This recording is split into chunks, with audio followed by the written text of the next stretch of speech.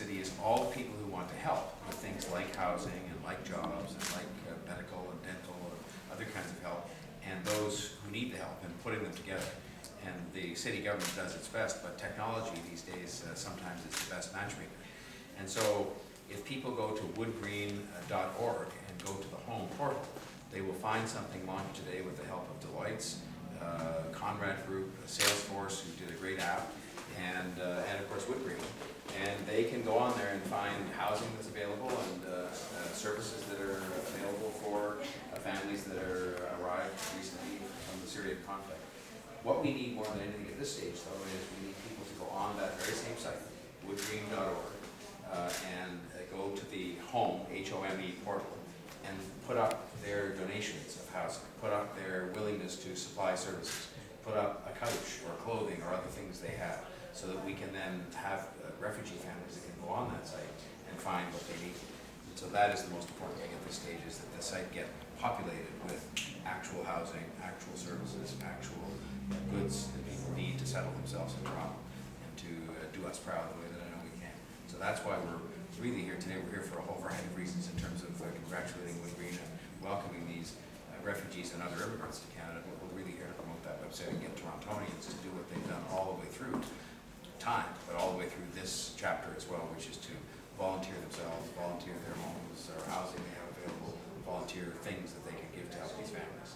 And how long has this been in place for? Is this something that you've been working on for a while, or? Well, under the leadership of Councillors Cressy and Mahavik and the whole City Council, including Councillor Fletcher and myself, we allocated a modest sum of money. And it just shows you it's not about the amount of money that you allocate. We allocated a modest sum of money, and the city staff did the great work that they do. And this website, with the help of all those other people, Deloitte, Conrad, Salesforce, and so on, put this together. And it's just gone live really today. That's why it doesn't have a lot of housing on it, or a lot of goods on it, or a lot of services on it. And we want to fix that post-haste. So again, the message is woodgreen.org to the home portal. And the most we need to do there is for people to volunteer their housing they might have, services, and goods to help the Syrian refugee families that we want to welcome to our city. At this point, how do you feel about how the city is doing in terms of handling all the incoming refugees? This city, every single day, performs miracles because of the nature of the people who live together, because of who people are, and I think we're doing a great job. But we still need more. We need more housing. We need more medical and dental services. We need more clothing, and so that's why woodgreen.org is a place where people can do that. But the city so far has shown an open heart, and we're just saying now, please extend that to the internet and make this portal a place where people can go to get to what they need. Another need in the city is with homeless shelters, of course. And we've noticed in the 2016 budget, there hasn't been that same $416,000 allotted for homeless shelters. Can you speak to why that's not in the budget for 2016? There was a whole list of new and enhanced services that were put forward, some that have been brought to council, and they've made their way onto a long list. The total is quite a large sum of money. I can only say that when the budget is approved by the budget subcommittee next week, I would fully expect that a lot of those kinds of items are in fact going to be funded, but we thought it was appropriate to have that list put in front of people to receive deputations from the public, as we've done. And we've certainly heard a great deal of concern, which I share, about homelessness and about warming centers and so on. And so stay tuned. And just how great do you believe the need is with that funding?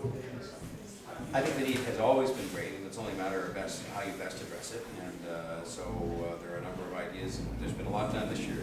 Councillor Cressy and myself went yesterday to the opening of an LGBTQ2S specific shelter, one of the first of its kind in Canada.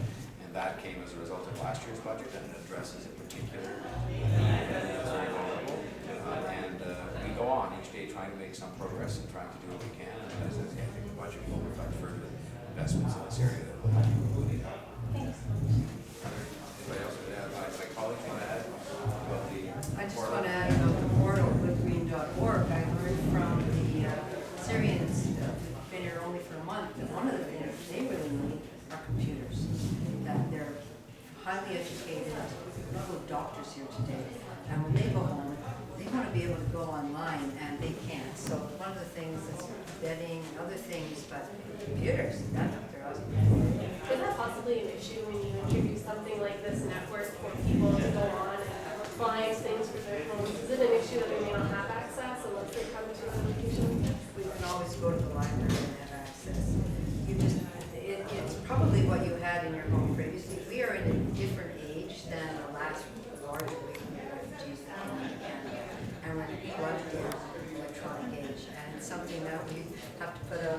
the top of the list now, which we never have had to do with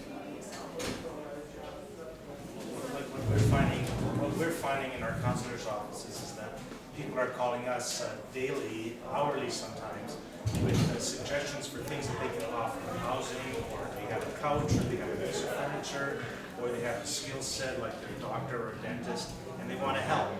And what we've been saying is just hold back a little bit. We really aren't organized to take that help. Now with this portal, we are organized.